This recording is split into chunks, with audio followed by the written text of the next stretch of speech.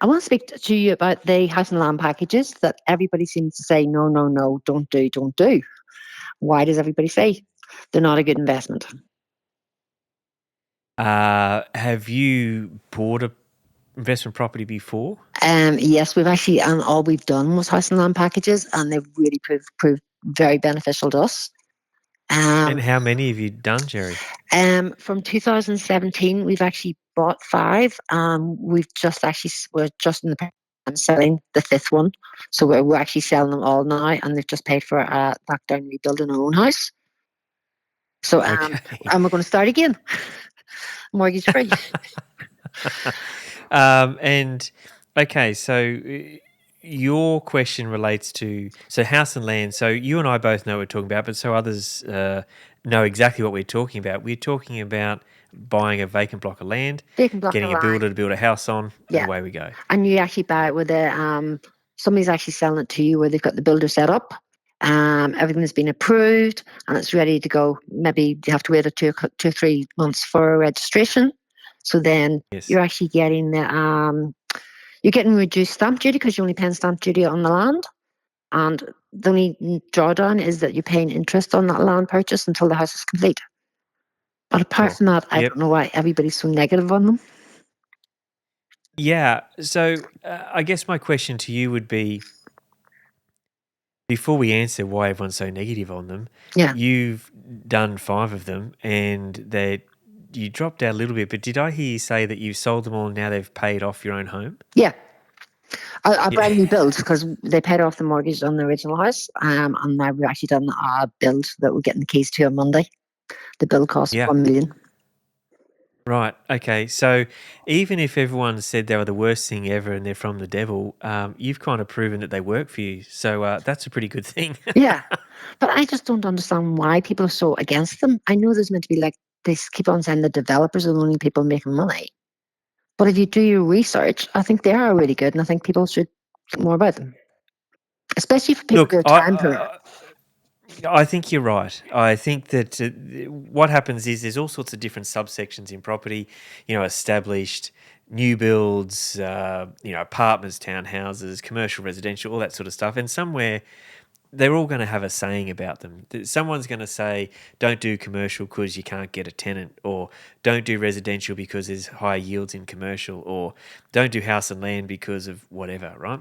Yeah. But every single investment option or every single purchase option, even if it's not an investment, has a pro and a con. And some of the pros that with house and land are the ones that you have just talked about. Things like you're only paying stamp duty on the block of land, Mm-hmm. not the whole house in total. So the difference is that if you buy a $400,000 block of land and you build for 500, that's 900. You're only paying stamps on the 400,000 block of land, not the 900 at the end, or not the 900 in the street next Yeah. door that's already built. And that's a big saving, which you've now capitalised into the price of the property, because now it's kind of on the market when you go to sell it, and you're the one who's getting benefit from that, which you've clearly proven that it works for you in that way. And also the tax depreciation on a new build. Like you're never going to get that kind of depreciation off something that you're buying, an established house. Look, that's totally correct. Unless you go and spend a lot of money on works on it, and refurb it or renovate it, whatever. Because we all love renovating. I mean, I hate it, but some I people hate love it. it. Yeah, that's right. And look, it comes back, in my opinion, to try and answer your question. Why do people diss on this sort of stuff? Is for 2 reasons. One, they don't know about it. They haven't experienced it. You have, right? Mm. Or number 2, um, they've heard someone say something bad about it and they just go along with the flow, Just right? going on flow, yeah. That's kind of all there is to it. Now, why do people say something bad about it? Well, because there is opportunity in this market for these house and land packages off the plan contracts to be taken advantage of. In my opinion, there's a big difference between off the plan apartments and off the plan Yeah. townhouses and off the plan house and land. And the big difference is that the apartments you don't get any control over anything till the end, right? You've got the contract that's just sitting there floating in space with sunset clauses and all sorts of stuff where developers do all sorts of funny, wacky things. With the block of land and the house build, the first port of call in that process is for you to secure the block of land, which means it's in your control. And Yeah. so even if you don't want to use that builder, or the builder does something funny, or you change your mind or whatever, you still have the block of land. Now, yes, there's no income coming in off it and all that sort of stuff, so you got to make sure you choose wisely, but we can get to that in a sec. But in essence, you're actually in control of something straight away. So to me, it's one of the quickest ways to get control over a new property asset is through this process, because in very early on in the piece that you get control of the land, right? And then you got choices. The biggest range of choices on any property is a vacant block of land, Yeah. right? Yeah, true. That's it. If something's already built, there's less choice, right? You can change the wall color, you can add an extension, you can knock it down and start again. But on a vacant block of land, whether it's residential, commercial, whatever, that's got your largest range of choices available. And yes, you have restrictions with council zonings and all that sort of stuff. But, if it says build a house on it, well, there's an umpteen number of different houses you could build on that block of land. And so your greatest field of view for potential possibility is in a vacant block of land. So I think it's actually a really good strategy. My caveat on that is that you do your research, but that's my caveat on every Everything. single investment property that someone does. Yeah. So it's just the research on where you're actually going to build, what the schools are, the age, demographics, that sort of thing, and also on the builder. Correct. And the second part is the one that some people get scared of. See, the block of land can't be moved, right? We all know that. It's Yeah. kind of a silly saying, but it is where it is. So if you do your demographic research and your due diligence and what have you on established property in suburb A, right? Hmm? And you do it on a block of land in suburb A, well, it's all the same amount of work that's required for that. There's one layer of extra work that's needed for a house and land construction, and that's on the builder itself who's going to do the construction work, right? Mm-hmm. And so that's the part where people think, oh, there's all this extra work in house and land packages and new builds. Well, yes, there is an extra layer, but it's the same base level of due diligence with your schools and your shops and your jobs, your location, your lifestyle, all that sort of stuff. And then the next step is the builder. And people don't necessarily know how to do that. They might go through a display home, and let's face it, display homes are display homes for a reason. They always look good. They always look nice with the best Best of fixtures and everything. Yeah. fittings and and furniture and everything in there, right? And they smell good and all that sort of stuff. And that's not necessarily reality. Or you can buy it; it's expensive. And that's the other part where people can get a little bit confused. They look at the outside of those buildings. Oh, that looks nice, so that builder must be good. You really got to look around and see some other things behind the scenes. And in residential constructions in this country, that there's a lot of security around that compared to, say, a commercial building contract. There's a lot more security around a residential building contract. So that is puts a lot of people's mind at ease when they understand that with the HIA and all that sort of stuff that's involved behind the scenes on those building contracts. But the thing that they get confused on is then capitalisation. How much do you spend on that build? Because it's okay to identify a great block of land. Maybe it's got a north-facing backyard, so you can put your entertaining area there, or whatever it might be. It's on a rise, you've got views, whatever it might be. That's one thing. But then what are you going to put on it? Because I've seen some people just pick a plan off the shelf, no thought, builder looks okay, gone to a display home, just kind of whacked it on, and you go, why on earth did you put that there? That's not even facing the right way, or the best part of the house has got the garage in it. Who does that? Do you know what I mean? So there's that other aspect of these constructions which people get tricked up on. But if you do well, then they're the ones that make a better product at the end. And as you have proven, the better product is the one that's profitable. And most of the time, if you do that, especially in a market that's buoyant, like it has been for the past 5 years or so, then you're looking at capturing a decent amount of profit at the end at some point when you want to sell it, if not immediately upon completion and putting a tenant in. There's usually a lot of equity in those projects if they're done correctly, and you've proven that that's the case. Yeah, because a lot of people told me, you should go and buy your own block of land and then, go and get your own builder. But if I go and buy a block of land, like you can have 600 square meters. 600 square meters could be either, 60 meters long and 10 meters deep, or it could be, 20 by 30. Like there's so many differences, and that's actually going to impact then what kind of house you can build on it and the house Correct. that you want. And then you're going to have to get the builder who can build the house that you want. And it's a lot of risk and time wasting. Actually, that's my thoughts is time wasting, because at least if you're buying a package, the land has already been kind of approved for the style of house that's going on it. Does that make sense? Yeah, that's right.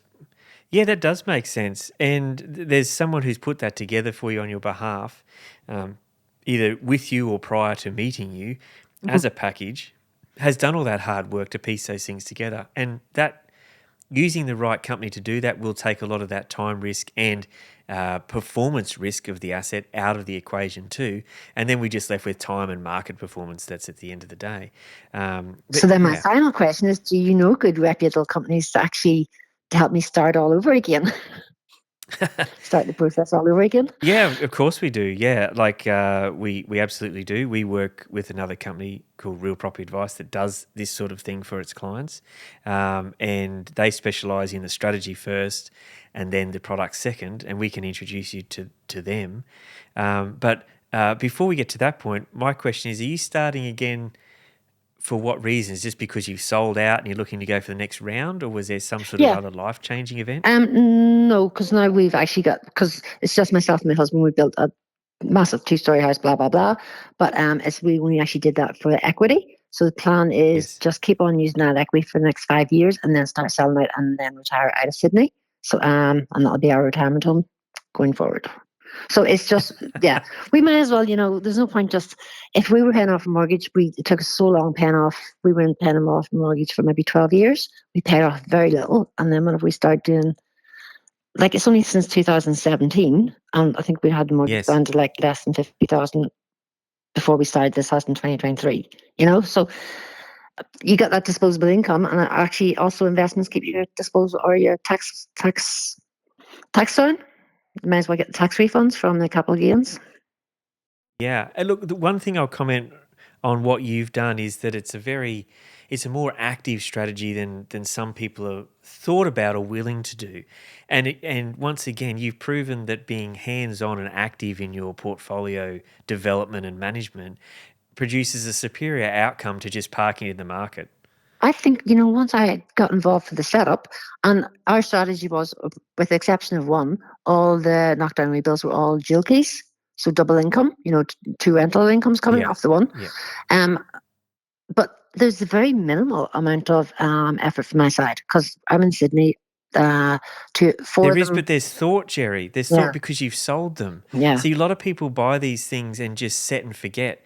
And the buy, hold, and revisit it again in 40 years when I retire type concept isn't particularly a great thing to do when you can outperform the market if you actually take an interest in your portfolio and every year reassess it, which yeah, is clear from what you've done, right? So it doesn't take a lot of time. Like it didn't mean that you're out there physically building it or doing whatever, exactly, but exactly, you had a thought about it, right? And yeah. so I just find that a lot of people don't think about these things, and it's just nice to talk to someone who has done it and thought about it and produced a superior result. I've actually got an awesome spreadsheet that I've kept, and after doing the first one and the second one, then every time I was offered with different people are actually they call them spookers, but they're not. Some of them really good, and they're actually giving them. And I've actually run the numbers past those, and if they're not performing as well, not going to be positive geared, then no, I wasn't interested. They had to perform as well as those I had, No, which could be that's hard good. now coming back into starting again, because I don't think I'm going to get the same kind of figures starting again. Possibly not, and that would be part of the reassessment Yeah. process of where you're at now. But look, we'll introduce you to that team over there to at least have a discussion because that is going to be part of their discussion with you is timeframes. Yeah. You're talking about a time frame now. How long are you looking to hold this? What are you building in your portfolio? When you're looking to sell? What do you need to achieve from a cash flow perspective? How much equity you got to work with, et cetera, et cetera. That's all those initial questions. But the market is different. I remember the dual key days back in those times, and it was really, really some good products that were out there. We did quite a few back in those days with clients, saw them achieve those things. And some people did duplexes as well. Yeah. Duplexes are still around now. They're harder to get. I love Yeah. duplexes as a construction. If you get a good duplex, it's a winner. Yeah. But, there's also, it's about being smart with your choice of area now too, and not Exactly. just going, we'll just go here because there's vacant land. Well, No. just if there's vacant land doesn't mean you want to build there. Yeah. And so far, like we've got one in South Manchester Fund, which is near South Wales, but all the ones that were in our own name are all in Queensland, Sunshine Coast or Gold Coast. So they're the ones that have done exceptionally well. Yeah, well, I mean, Queensland has been on a winner for quite some time, and Yeah. look, it's still looking like it's pretty good. The whole Olympics and all that sort of stuff going on.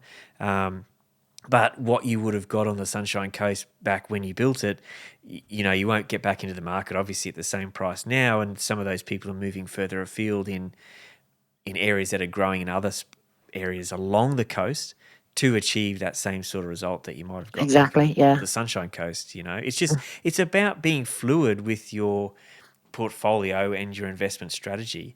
And as long as it sounds very much like you're willing to do that, it's the people that just kind of buy and hold, set and forget, stuck in their ways and don't monitor the market. They will do better than someone who probably does nothing, Yeah. but they're not going to do as well as someone who's keep an eye on their portfolio like you have. Thank you. Thank you. That's a pleasure. Well, that was my question, and definitely in contact. So we're moving into the new house next week, so hopefully in a month's time we'll be back in and be ready to go again. All right. Well, look, I'll make sure that our team puts you in touch with those guys over there, guys and girls. And look, I would very much like to hear how you go with your next investments down the track. So feel free to call in again. No worries. Thank you. Thanks, Scotty. All right. Thanks, Gerrie. Okay, See bye. ya.